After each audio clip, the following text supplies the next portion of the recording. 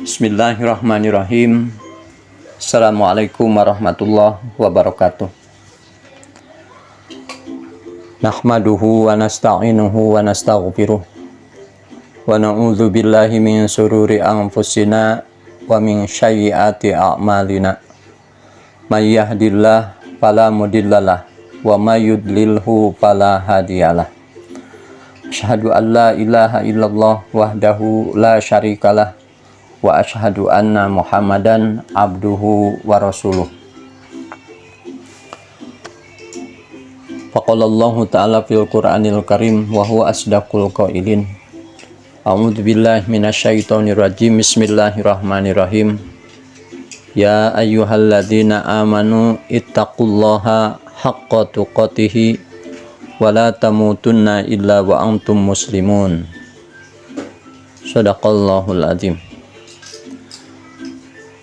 Puji kali syukur sumanga orang sanggakeun kadat Allah Subhanahu wa taala. Alhamdulillah kalayan irodatna urang sadaya tiasa ngalaksanakeun sagala aktivitas anu tiasa diupayakeun. Ieu mangrupikeun kanikmatan tina sekian kanikmatan anu dianugerahkeun ku Allah Subhanahu wa taala ka urang sadaya, anu layak sareng patut ku urang sadaya disyukuri. Margi lamun hiji hamba henteu mensyukuri kana nikmat, kalebet kana kufur.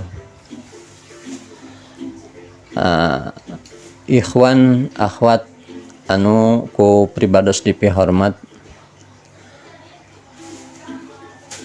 sumangga urang ngabahas salah sawios hadis anu diriwayatkeun ku Imam Tirmidzi. Bismillahirrahmanirrahim. An Abi Hurairah qala Rasulullah sallallahu alaihi wasallam, fala tatala turaddu da'watuhum. Aya tilu perkara doa anu moal ditolak ti hiji hamba. Doa naon anu moal ditolak? Eta doa nyaeta anu nomor kahiji al-imamul adilu. Hiji imam anu adil. Adil teh nyaeta nempatkeun hiji perkara dina tempatna, itu adil. Diumpamakeun seperti kopeah dina mastaka, itu adil. Adil nempatkeun adil teh tadi oge nempatkeun hiji perkara dina tempatna. Lamun ayeuna seorang pemimpin anu adil, manehna bisa adil ka dirina, adil nalika nempatkeun hukum dina tempatna, itu adil.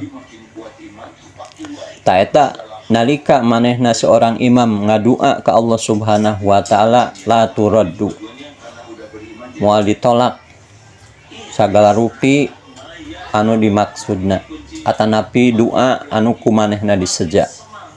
Eta nomor kahiji.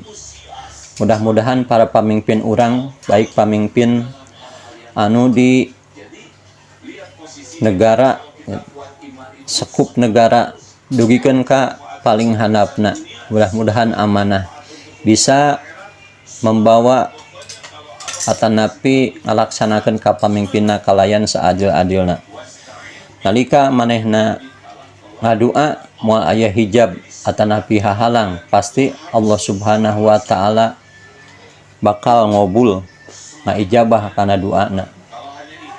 Dina Al-Qur'an disebutkeun wa idza sa'alaka ibadi, jeung lamun mah salah sahinji hamba naroskeun nanyakeun tentang kami, ini qaribun, saestuna kami teh deukeut, Allah teh deukeut gitu. jeung hambana. Uji budak watadai, kami baris nyumponan kana panedana anu ngadua. Ida daane nalika menta ka kami. Falyastajibu li, maka kami bakal nyumponan ka aranjeun kabeh. Falyastajibu, maka aranjeun kudu nyumponan. Sagala rupi parentah Allah Subhanahu wa taala ku urang sadaya lamun hayang diijabah doana, falyastajibu, maka anjeun kudu nyumponan. Diparentah zakat, diparentah puasa ayeuna dina bulan Ramadan. Jeung puasana henteu ngan saukur nahan lapar jeung haus, ilaju wal atos. Jadi sagala rupa hal anu bakal ngaruksak derajatna puasa ditebihan supaya puasana ditampi bisa ngaraih derajat ketakwaan. Jadi kembali deui ke awal, doa jalma atanapi seorang imam teh pamimpin gitu, imamah seorang kepemimpinan itu imam, baik sekup tadi oge kepemerintahan nepikeun ka RT atanapi ngimaman di keluarga. Doana pasti ku Allah Subhanahu wa taala dikabul, la turaddu ma ditolak. Ikhwan akhwat, doa anu moal ditolak anu nomor kadua nyaeta wasaimu hina yuftiru. Jalma anu puasa hina nepi ka waktu yuftiru manehna buka. Jadi doa jalma anu berpuasa, mudah-mudahan Allah Subhanahu wa taala maparin kekuatan ka urang sadaya bisa ngalaksanakeun saum. Saum teh nyaeta tina soma yasumu, fi'il madina soma, fi'il mudorena yasumu. Hartosna nahan sagala rupi hal anu matak ngabatalkeun, nahan sagala rupi perkara anu matak ngaruksak kana derajatna puasa. Jadi bisa ruksak kebaikan tina puasana lamun mah henteu bisa ngajaga. Contoh nuju saum tapi ngagibah gitu. Tah itu puasana ancur, ruksak nilai kebaikanana. Tah mudah-mudahan urang ngalaksanakeun ibadah saum henteu ngan saukur nahan haus, lapar jeung dahaga. Tapi urang bisa ngajaga sagala rupi anu matak ngahancurkeun nu bakal ngaruksak karena nilai-nilai kebaikan dina waktu ngalaksanakeun saum. Jadi anu nomor kadua doa anu moal ditolak la turaddu nyaeta doa jalma anu nuju saum nepi ka manehna buka atanapi dina bahasa Arab yuftiru nalika buka. Anu terakhir doa anu moal ditolak ku Allah Subhanahu wa taala ti hiji hamba nyaeta wadawatul madlum, doana jalma anu didolim. Jadi doana jalma anu didolim ku Allah Subhanahu wa taala moal ditolak. Apa itu dolim atanapi naon ari dolim teh? Jalma anu teu gugur teu angin gitu. Manehna teh bisa jadi dipitnah atanapi ditonjok. Tapi teu boga dosa ya, itu namina didolim. Tah jalma anu teu gugur teu angin, ujug-ujug dipitnah, disiksa gitu nya, dihancurkeun masa depanna dan lain sebagainya.